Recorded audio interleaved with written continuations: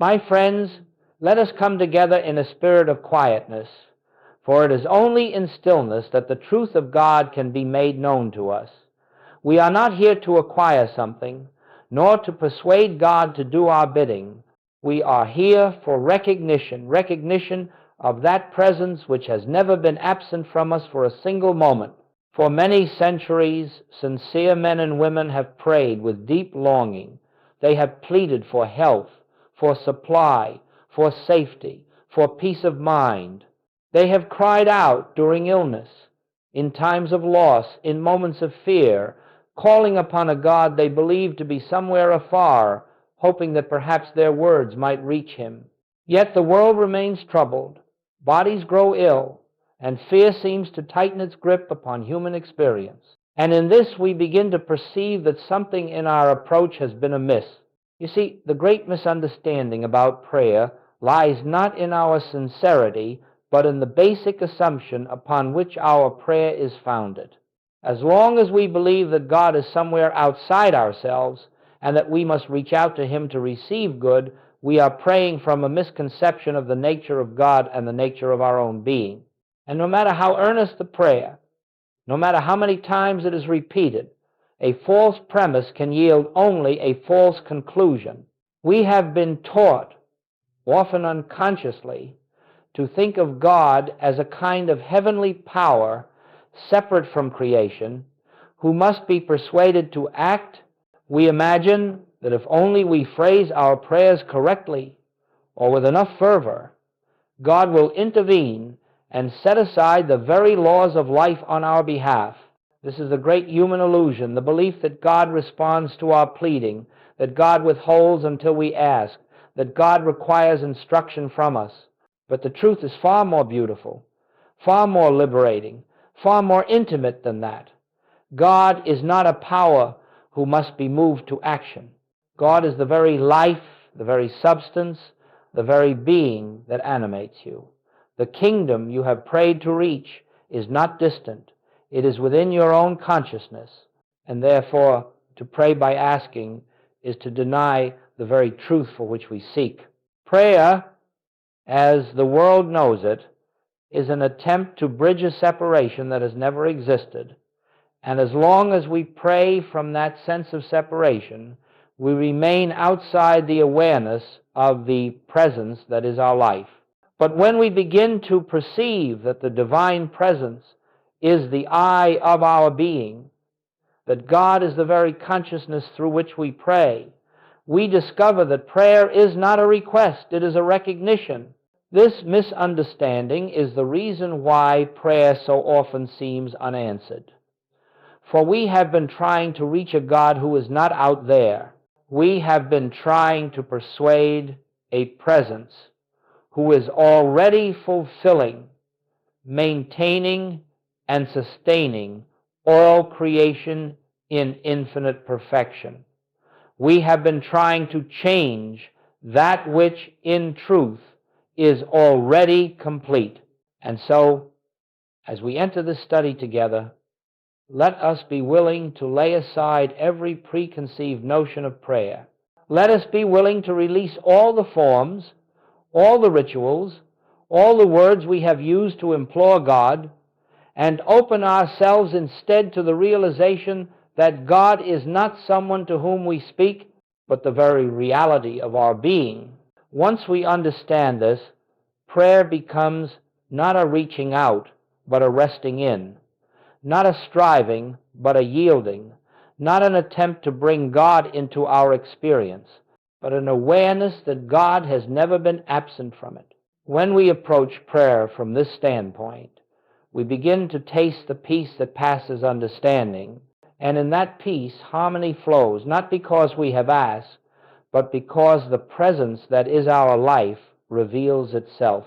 This, then, is our purpose today, to understand why the old way of praying fails, and to open ourselves to the prayer of recognition, the prayer that dissolves fear, heals disease, restores supply, and reveals the kingdom of God right where we stand. My friends, let us continue in the same stillness with which we began, for truth can only be understood in quietness. when the mind is racing, when fear is speaking, when desire is clamoring for fulfillment, the spiritual ear is closed. And it is with the spiritual ear, never the human intellect, that we perceive the nature of God. Now, let us look deeply at the central error that has kept humanity in bondage for thousands of years. It is the belief, often hidden beneath religious devotion, that God is a power existing somewhere outside of ourselves. It is the unspoken assumption that God is a great being in the sky, a majestic ruler upon a throne, who must be approached, appealed to, and persuaded. Every prayer that begins with the thought that God must come to us, or that God must do something for us, is based upon this error. And as long as we pray from that standpoint, we cannot experience the freedom of spiritual living. For we are attempting to reach that which is already present, and we are asking that which has already been given. You see, the moment we imagine a God separate from our own being, we have stepped out of the realization of oneness. We have created in our thought two powers, God and ourselves, and in that duality lies every form of fear, lack, and discord known to man. Jesus revealed the truth of God's nature when he spoke the words, "I and the Father are one," not two, not separate, not distant, one. And this was not a statement of personal privilege. It was a revelation of universal truth. The same oneness Jesus realized is the eternal truth of your being. But notice this: if I and the Father are one, then any attempt to reach God is an act of ignorance. It is like the wave trying to reach the ocean, or the branch trying to reach the tree. The wave is already the ocean in expression. The branch is already the life of the tree made visible. And so you too are already the expression of the divine life. The central error is not merely believing in a God outside ourselves, it is believing in a self outside of God.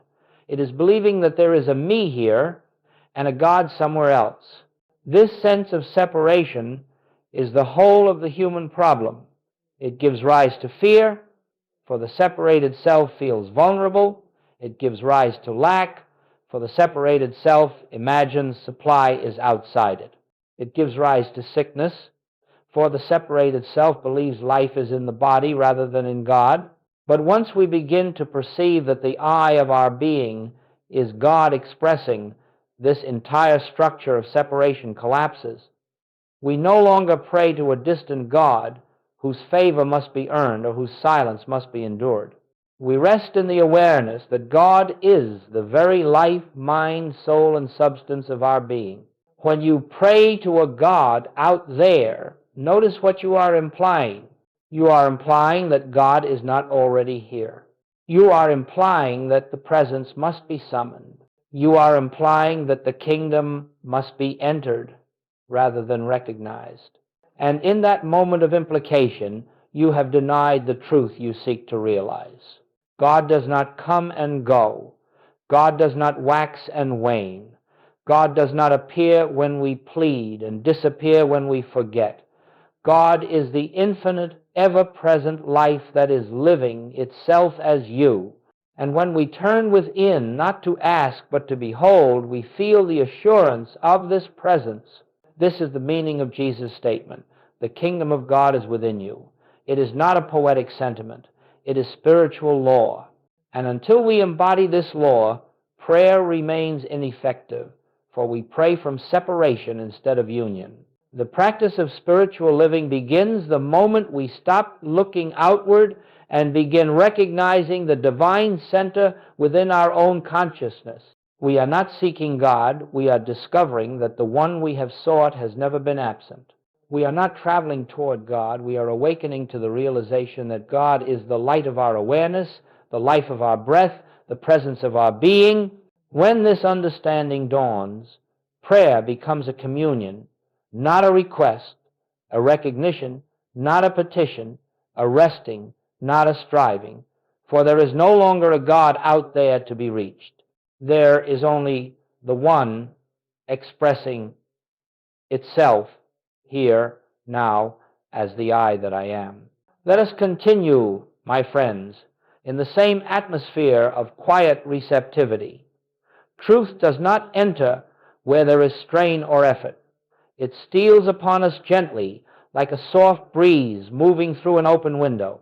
And so let our hearts remain open, our minds at rest, and our awareness drawn inward to that sacred center where truth reveals itself.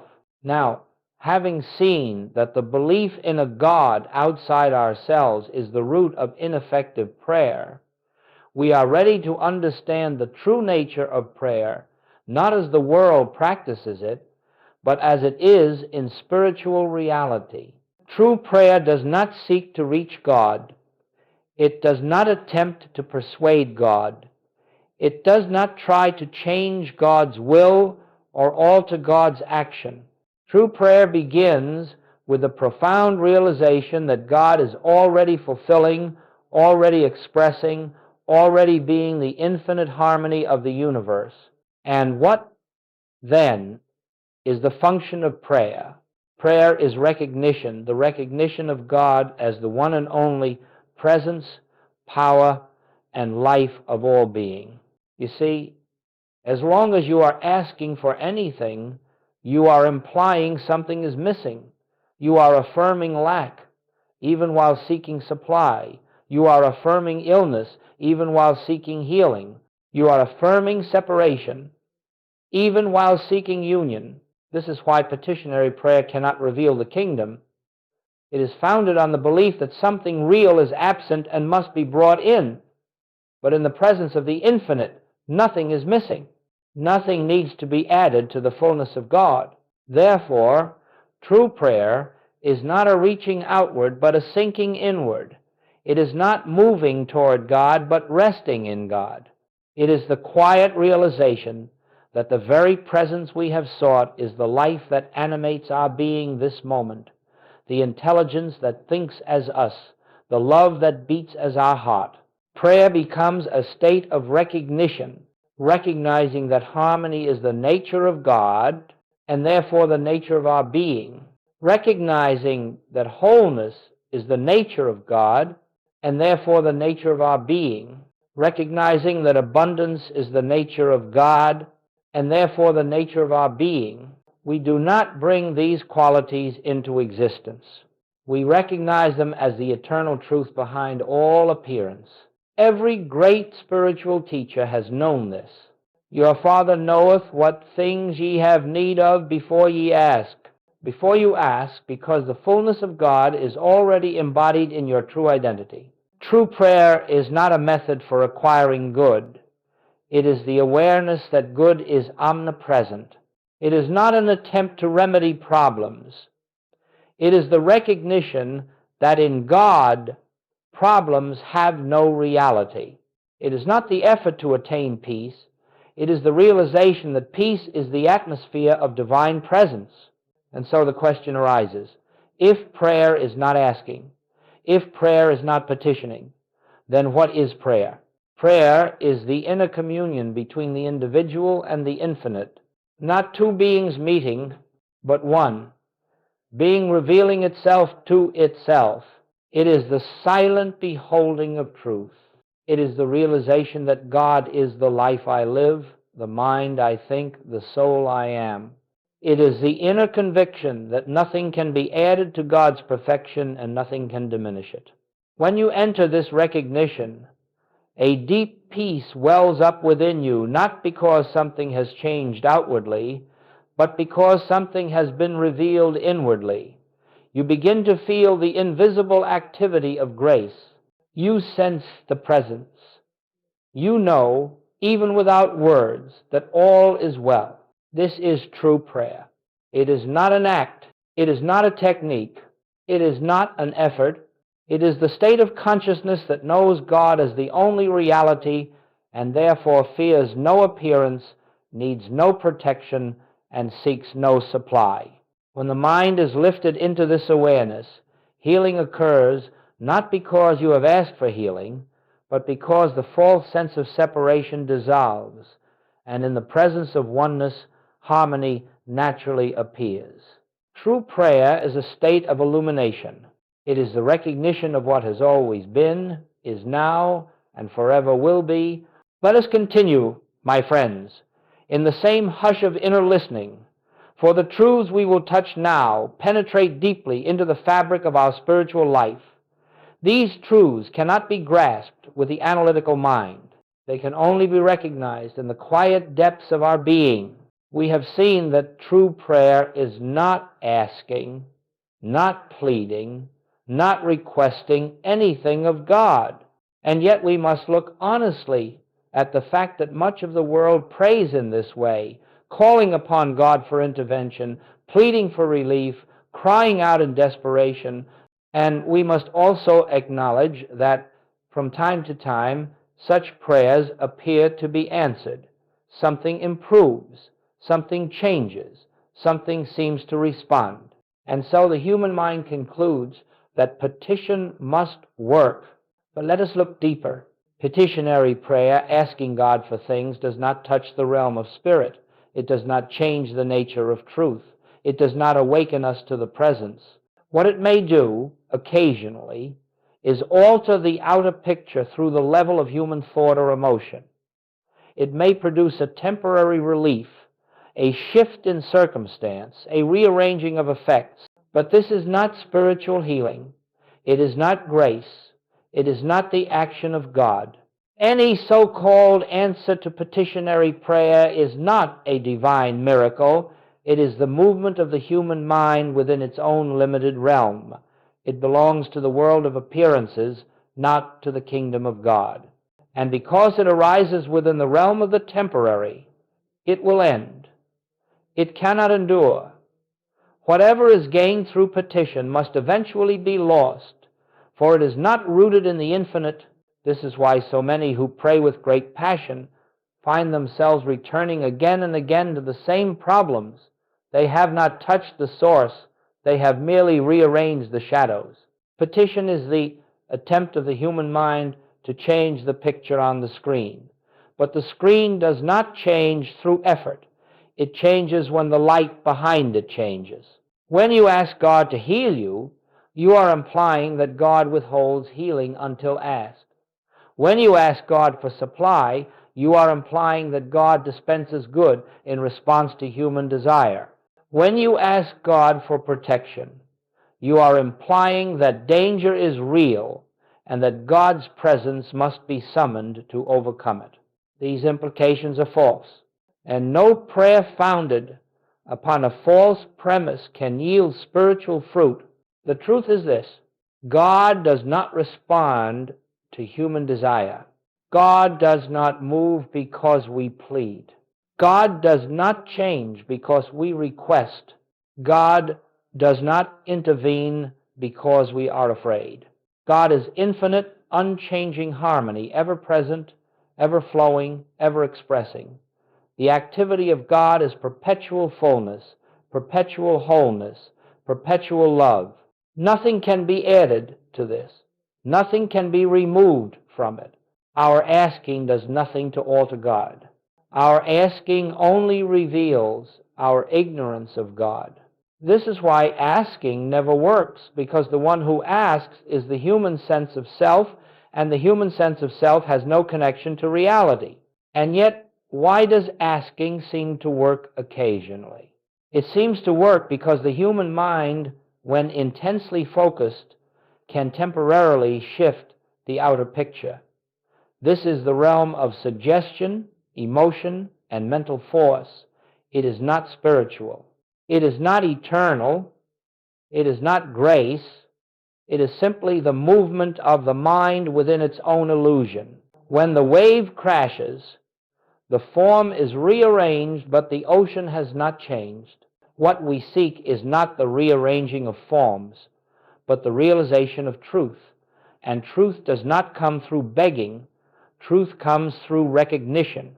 The moment we stop asking, the moment we stop pleading, the moment we stop trying to get God to act, we become still enough to feel the presence that has been acting all along.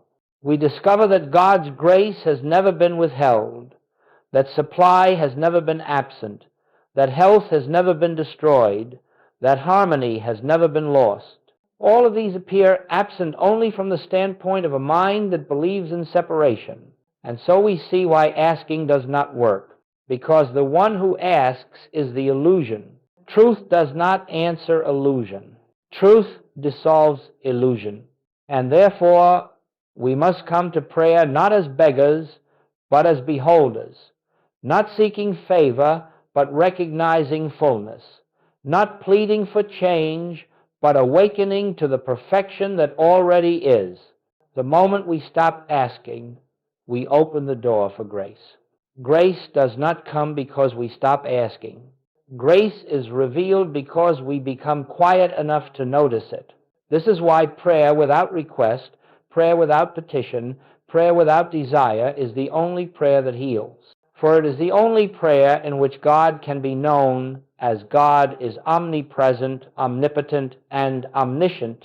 Let us go on now, my friends, still in the atmosphere of quiet resting. For what we are approaching is not philosophy, nor theory, nor doctrine. It is the living center of spiritual realization. If we grasp this, even dimly, even fleetingly, something within us begins to awaken to a life we have never known. Up to this point, we have seen that the God we have sought out there cannot be found through petition, desire, or effort. We have seen that asking God for help never touches the realm of spirit, and that true prayer begins with recognition, not request, but recognition of what? Recognition of the nature of God, yes, but more importantly, recognition of the nature of the self. The foundation of all spiritual prayer is the understanding of the I of your being. Until this is known, not intellectually, but inwardly, prayer remains a struggle. But the moment it is perceived, even faintly, prayer becomes effortless, healing becomes natural, and harmony becomes the ordinary activity of your life. Now listen carefully, for this is the turning point of the entire spiritual path. The I that you call I, the I that sees, hears, knows, the I that lives is God. I do not mean your personal sense of I, the ego that has a history, opinions, desires, and fears. That is not the true I. That is only a mask, a temporary sense about yourself.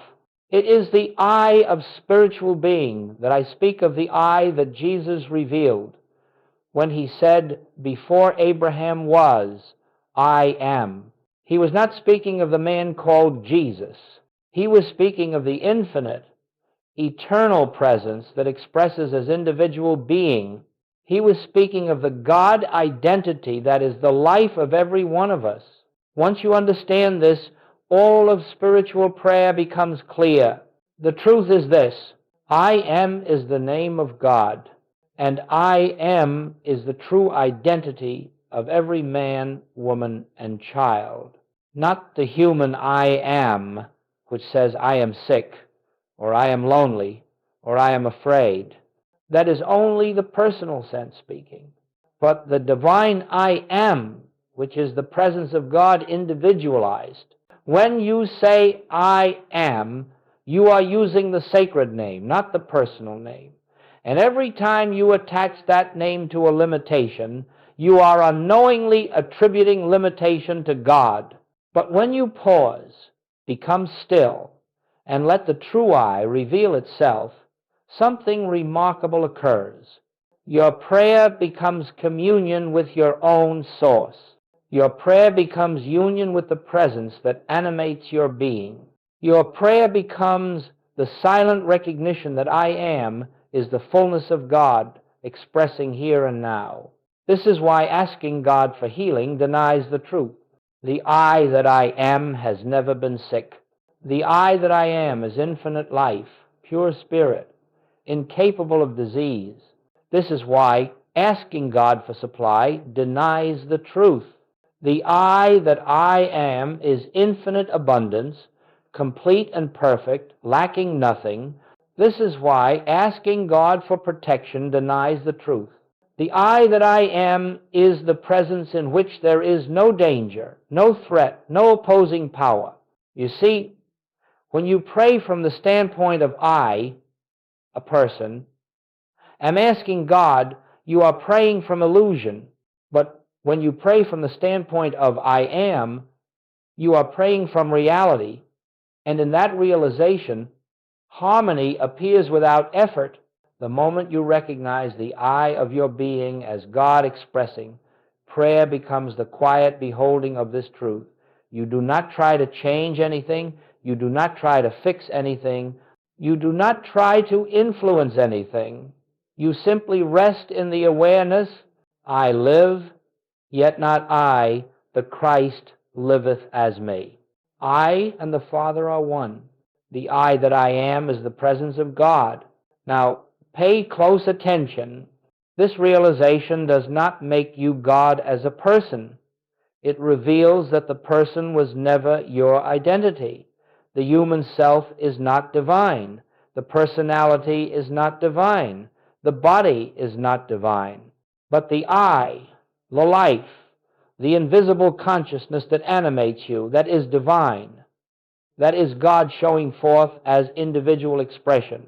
And when prayer arises from this recognition, something profound takes place. You are no longer praying to God. You are abiding in God. You are no longer seeking God's favor. You are resting in God's fullness. You are no longer attempting to reach the presence. You are acknowledging that you are the instrument through which the presence reveals itself. This is the foundation of all spiritual realization. The I of your being is God. And prayer is the recognition of this truth. From this standpoint, healing is not an event, it is a revelation. Supply is not an achievement, it is an appearing. Harmony is not a miracle, it is the natural unfolding of divine being. When you understand the I, you understand all of spiritual healing. When you recognize the I, you understand the nature of grace. When you abide in the I, you enter the state of prayer that Jesus lived. The prayer that does not ask, does not seek, does not plead, but beholds the presence as the very essence of being. This is the prayer that heals without effort, restores without struggle, and reveals without words. Let us go on now, quietly, for we are entering the heart of living the infinite way. Up to this point, we have been laying the foundation, seeing the nature of God, the nature of prayer, the nature of the false self, and, most importantly, the nature of the divine I that constitutes your true identity. But spiritual understanding is not complete until it becomes practice, not the practice of doing, but the practice of being, not the practice of techniques, but the practice of recognition. And so now, very gently, let us look together at how we transition from praying as the world prays to praying as one who knows. Because, my friends, this is the essential turning point. You do not stop asking God by force of will. You stop asking because you begin to know, and what you know, you no longer plead for. So let me show you what true spiritual practice looks like, not as a discipline, not as a ritual, but as a devoted returning to reality. You will find that there are no steps in the human sense. There are only natural movements of consciousness. Yet for clarity, let us describe these movements one by one. 1. The pause laying down the human sense of prayer. Whenever fear arises, whenever the instinct to ask or plead appears, the first movement is a pause. This pause is not effortful. It is simply a moment in which we decline to follow the mind into belief in two powers. It is the refusal to give authority to the problem or to the personal sense of self that believes it must solve the problem. This pause breaks the hypnosis of appearance. It interrupts the human impulse to reach outward. It creates space for truth to reveal itself. In this pause, do not try to think truth. Simply stop the activity of asking. The pause is an opening in consciousness. 2, entering quiet awareness, the inner sanctuary. After the pause, you allow yourself to settle inward, not into thought, but into awareness. You may close your eyes, or you may not. It matters little. What matters is that you turn from the outer picture and become receptive to the presence that dwells within. There is no attempt to reach anything, no attempt to make something happen, simply a quiet resting in the awareness that God is. And slowly, subtly, you begin to feel a shift, an inner stillness, a gentle assurance, the faint awareness that something is present. This is the beginning of spiritual communion. 3, recognition, not words, but knowing. Now, within this stillness, truth begins to unfold. Again, not as statements you create, but as realizations that rise from within. You may feel or know inwardly, I and the Father are one. The presence is here. The life that I am is God. In the infinite, nothing is missing. All that the Father has is already embodied in my being. These are not affirmations, they are recognitions. You are not trying to make them true. You are beholding that they are true. This is the essence of spiritual prayer. 4, no requests, letting go of the old habit. As you rest in recognition, you will notice that the desire to ask begins to fall away, not because you force it, but because it becomes unnecessary. You realize that you cannot ask God for wholeness, for wholeness is the nature of the I that you are. You cannot ask God for supply is the nature of the I that you are. You cannot ask God for protection, for in God there is nothing to fear.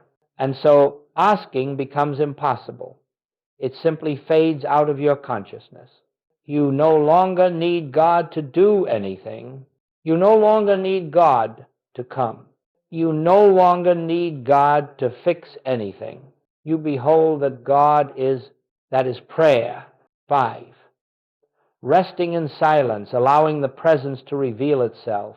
Once recognition has dawned, the practice is simply to rest, to abide in the quiet inner awareness of the presence.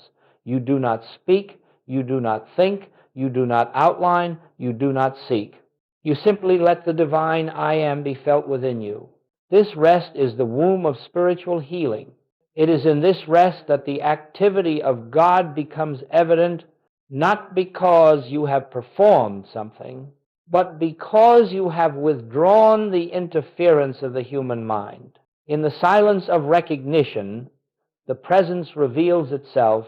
It fills consciousness with peace. It dissolves the sense of fear. It lifts the burden of personal responsibility. This silence is the prayer of communion, and in this communion, harmony flows as effortlessly as sunlight.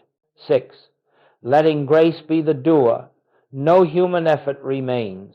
In this state of awareness, you come to understand that all spiritual healing is the activity of grace, not the result of thought, not the result of desire, not the result of technique. Grace fulfills itself according to its own nature. And the moment the false sense of separation is dissolved, grace appears as healing, as supply, as safety, as guidance. But grace is not something God does. Grace is what God is. And the moment you cease interfering with asking, pleading, and fearing, grace reveals the harmony that was always present but never recognized. This is the practice of the infinite way. Not mental work, but spiritual receptivity. Not trying to achieve, but yielding to what already is. Not striving to draw God near, but awakening to the God that constitutes your being. My friends, when you begin to live in this practice, you will find that prayer becomes your resting place, not your struggle, your peace, not your effort, your refuge, not your anxiety. You will discover that the presence goes before you, lives as you, and fulfills all things in its own divine order. Thus ends the human practice of prayer and begins the divine life of recognition. Let us go forward gently, my friends, remaining in the stillness that reveals truth. We have come to a point in our journey where we may now perceive one of the most remarkable principles of spiritual life, one that contradicts every human instinct, every psychological habit, every worldly teaching about how to solve problems. It is this: spiritual problems are not solved. They dissolve, and they dissolve not by addressing them, but by recognizing the presence that makes the problem unreal. This truth stands at the heart of all spiritual healing. For centuries, mankind has attempted to fix, change, manipulate, or overcome the conditions of life. We attack disease, resist lack, fight fear, battle temptation, engage in endless efforts to correct outer appearances. Yet the more we struggle with the picture, the more firmly it anchors itself in our experience. Why? Because appearance has no power except the power we give it. Because the condition is not the reality, it is only the mind's interpretation of reality. Because the problem exists only in the realm of separation. Goldsmith often said, the problem is never in the outer circumstance. The problem is the belief in a self apart from God. And once that belief dissolves, the outer picture loses its seeming reality. You may ask, but if I do not address the problem, how will it change? This question arises only as long as we believe the problem is in the condition, but the moment we realize that the root of all discord lies in the false sense of identity, the moment that illusion is touched by the light of truth, the appearance has no foundation on which to stand. A shadow does not need to be corrected. It disappears in the presence of light. So let us look at this closely. 1. No spiritual healing ever touches the condition. Not one true healing in the history of spiritual realization has ever changed matter or altered a physical condition or corrected a human circumstance. The healing takes place exclusively in consciousness when the false identifies itself as false and the true is revealed. When you pray from the standpoint of I must be healed, you strengthen the belief that you are sick. When you pray from I must be supplied, you strengthen the belief that you lack. When you pray from I must be protected, you strengthen the belief in danger. In each case, the personal sense is reinforced, and therefore the problem persists. But when you pause, become still, and rest in the recognition, the I of my being is wholeness, the false image of sickness loses its authority. When you recognize the I of my being is infinite supply, the appearance of lack loses its foundation. And when you know the I of my being is the presence in which no threat exists, the sense of danger dissolves. 2. Problems dissolve when you stop giving them identity. Goldsmith would often ask a student, who is it that says, I have this problem? The moment you examine this question honestly, the answer becomes clear. It is not the divine I that says, I am sick. It is not the divine I that says, I am afraid. It is not the divine I that says, I am failing. These statements arise solely from the personal sense of self, the finite, separate, human concept that has no existence in God. The divine I, the presence that is your true being, cannot be sick, cannot be lacking, cannot be endangered. Therefore, the moment you identify yourself with the divine I, the problem is stripped of identity. It has no one left to cling to. It falls away as effortlessly as a dream upon waking. This is why spiritual healing often appears miraculous. Not because something extraordinary has occurred, but because the illusion has been recognized as illusion. 3. Illusion dissolves in the presence of truth. Do not try to heal the body. Do not try to change the condition. Do not try to fix the circumstance. Instead, rest in the awareness. I am is the truth of my being, and in that truth no discord exists. As you do this, not as a technique, but as recognition, the light of truth shines, and as light shines, darkness cannot remain. Darkness is not driven out. It simply vanishes, for it never possessed reality. Likewise, the problems of human existence vanish in the presence of realized oneness, not by human effort, not by mental power, but by the nature of the presence itself. 4. The outer picture rearranges itself spontaneously as the false sense dissolves. Harmony appears as the natural activity of grace. You may find the body regains health. Supply begins to flow. Relationships soften and heal. Guidance becomes clear. Fear falls away. Circumstances shift with a gentleness that requires no force. But notice this. You did not heal anything. You did not fix anything. You did not manipulate anything. You simply recognized what already was. And in that recognition, the picture changed. This is why Goldsmith said, the only healing is the realization of God. When God is realized, the problem is not solved, it is dissolved. 5. The solution has nothing to do with the condition. This truth may seem strange at first, but as we grow in spiritual insight, it becomes simple and self-evident. Spiritual healing is never dependent upon the nature of the problem. It is dependent only upon the realization of the presence. Whether the issue appears to be physical, financial, emotional, or relational, it is the same illusion, and the same light dissolves it. 6. We never treat problems, we reveal God.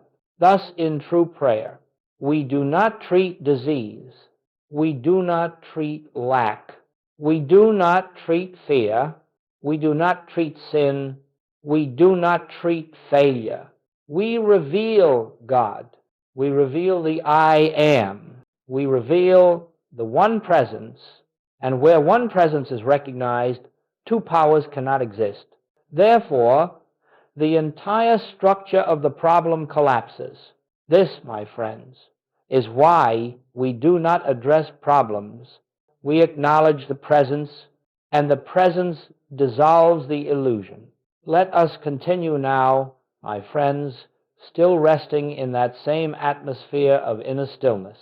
For in the silence of receptive awareness, the great mystery of prayer begins to unfold not as something we do, but as something we are. Up to this point, we have laid down the forms of prayer that belong to the personal sense of self. The pleading, the wanting, the asking, the hoping, and we have begun to glimpse the prayer that dissolves illusion, the prayer of recognition, the prayer of knowing, the prayer of stillness. But now we move even deeper. We move into prayer not as desire, but as union, the realization of oneness. This, my friends, is the true nature of spiritual prayer. For as long as prayer is motivated by desire, it remains human. It remains dualistic. It implies a God who must respond, a self who must receive, and a condition that must be changed. This is the old way, the way of separation. It cannot reveal the kingdom, but when desire falls away, something far more sacred emerges.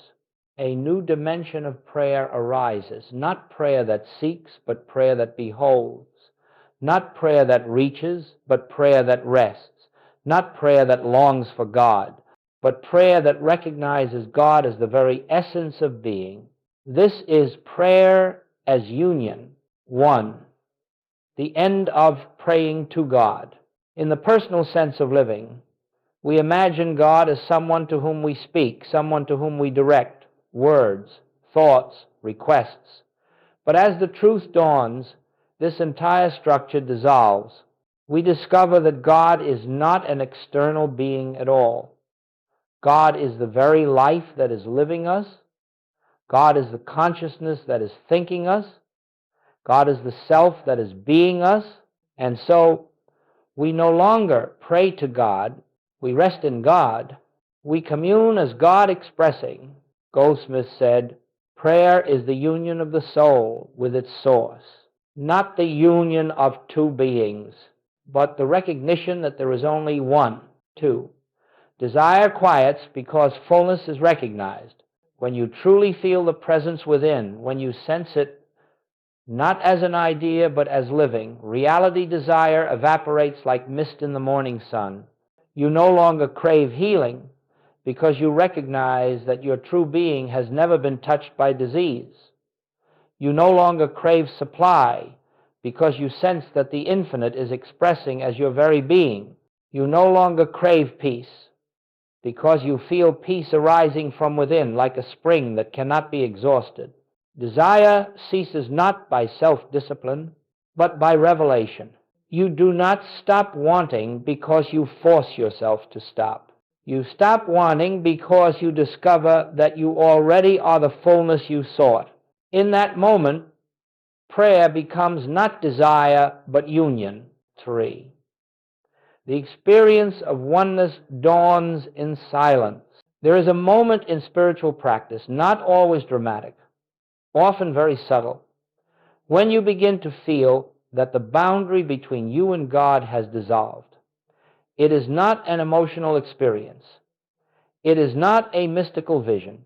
It is simply a deep inner assurance, a quiet certainty that there is no me separate from the presence.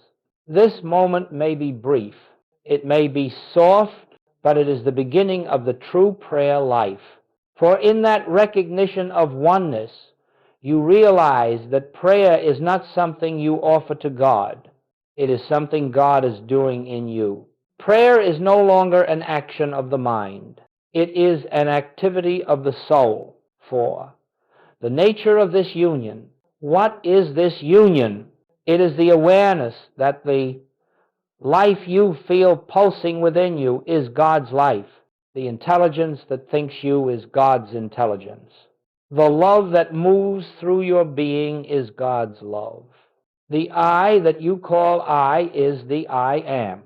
In this union, prayer becomes a state of resting in that recognition. There is no asking because there is nothing to ask for. There is no separation because there is nowhere to go. There is no desire because all is present. Goldsmith would say, you do not enter the presence. You awaken to the presence that has always been. This awakening is prayer. 5. Union produces harmony without effort. As this union becomes the atmosphere of your consciousness, something extraordinary begins to occur. Effort drops away completely. You no longer struggle with life. You no longer fight your circumstances. You no longer try to achieve spiritual experiences or results. Harmony appears not because you seek it, but because you have ceased identifying with the self that believed in discord. Union makes life effortless. Union reveals the kingdom. Union dissolves the illusion of duality. Union is the fulfillment of prayer. 6. Prayer becomes a state of being, not an act. In the personal sense of life, prayer is something you do, a ritual, a discipline, an attempt to reach God. But when you awaken to oneness, prayer becomes your very state of being. You walk in prayer. You rest in prayer. You work in prayer. You meet others in prayer, not because you are thinking spiritual thoughts, but because you are living from the awareness that God is the life of all. This is the meaning of Paul's teaching, pray without ceasing. It is not an instruction to speak words endlessly, It is an invitation to abide in oneness. In prayer as union, the presence becomes the atmosphere in which you live and move and have your being. Problems dissolve naturally. Fear evaporates, supply flows. Peace becomes the normal tone of life, not because you have received something from God, but because you have recognized yourself as the expression of God. This is true prayer. This is living the infinite way. And now, my friends, as we come to the close of this time together, let us remain in the same stillness that has carried us through this journey. For in spiritual teaching, the ending is never an ending. It is an invitation, a doorway, a turning inward. What we have contemplated together must never become merely words or ideas or philosophies. These truths must be lived not occasionally, not only in times of need, but moment by moment, breath by breath, as the foundation of your being. If there is one message to carry with you, let it be this: the presence is always here, always active, always expressing, always fulfilling itself as your life. You do not need to find it. You do not need to summon it. You do not need to convince it to bless you. You need only return again and again to the awareness of the I that is your true identity. This returning is the essence of the spiritual life. It may happen in the quiet of early morning. It may happen in the midst of your work. It may happen while washing dishes, or walking down a street, or resting at night. At any moment, you can pause and feel the gentle whisper of truth. I am. In that instant, the personal sense softens, the burden lifts, the fear dissolves, and you find yourself once again resting in the eternal presence that never leaves you. This is not effort. This is not discipline. This is remembrance. 1. The continual returning. Do not be discouraged if you forget. Every spiritual student forgets. Every mystic forgets. Even the greatest saints had moments of wandering thought or fear. Forgetfulness is not failure. It is an opportunity to return. And each time you return, each time you pause, each time you feel the presence, each time you recognize the divine I, your consciousness deepens, your awareness ripens. The light within you grows steady, stronger, more luminous. Returning becomes a joy, a refuge, a resting place. 2. Letting the presence live your life. As this awareness becomes the center of your being, you begin to discover something astonishing. You are no longer living life by personal effort. You are no longer relying on your own strength, intelligence, or will. You are no longer striving to make things happen. You find that life with a capital L is living itself as you. The decisions arise from a deeper place. The actions flow with ease. The words come with gentleness. The harmony appears without planning. You begin to walk through life as an instrument of the infinite, guided, sustained, and fulfilled by grace. This is the fruit of prayer as union. 3. No striving for perfection. You do not become perfect by spiritual practice. You become aware that perfection already is. You do not become holy through effort. You awaken to the holiness of the I am within you. You do not become free through discipline. You recognize that the self was never bound. This recognition grows each time you return. Veer. Returning even in difficulty. In moments of difficulty, when fear tries to arise, or the old instinct to ask for help surfaces, or the sense of separation creeps in, you need not struggle. Simply pause, turn inward, and remember, the presence is here. The I of my being is God. All is well in the one. You need not solve the problem. You need not correct the condition, you need only return to the presence, and the seeming problem dissolves in the light of recognition. This is the great secret of the spiritual way. 5. Living the prayerful life. And so, as you go forward from here, let your life be a prayer, not a prayer of words, but a prayer of awareness. Let every breath remind you of the one who breathes you. Let every moment invite you back into the stillness. Let every challenge draw you into deeper trust. Let every joy deepen your gratitude. Let every encounter reveal the same presence in all. This is the life Jesus lived. This is the life the mystics discovered. This is the life Joel Goldsmith illuminated. And this is the life available to you right now. The presence is your very self. Return to it.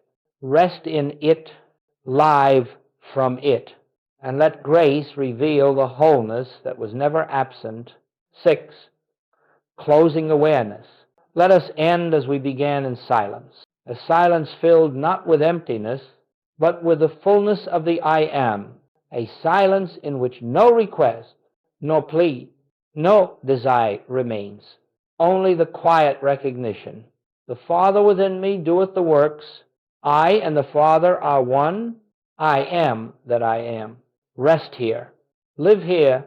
Return here. And let your life unfold in the effortless rhythm of grace,